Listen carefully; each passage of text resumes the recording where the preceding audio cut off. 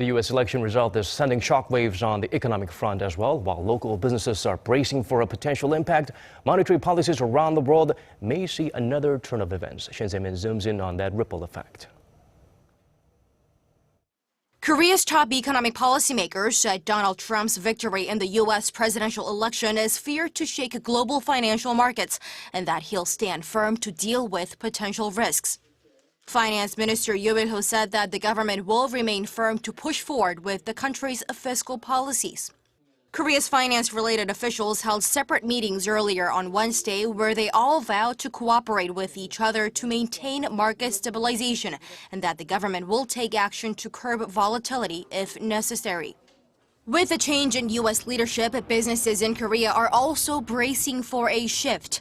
Strains on trade between Korea and the U.S. is likely to take place as Trump reiterated the bilateral Seoul-Washington Free Trade Agreement has killed nearly 100,000 American jobs, especially in the auto industry and other key sectors. Thus, renegotiations on the course FTA is expected to be on the table. And if the U.S. decides to put stronger regulations on imports, especially on oversupplied products like steel and chemicals, that could also hurt Korean firms dependent on exports to the U.S., although it may not be an across-the-board problem. Tighter U.S. regulations on imports does not immediately mean a slump in Korea's exports. But it could mean a lot for individual companies doing business with the U.S. Even if a number of firms face higher tariffs, that's still a small portion of Korean firms.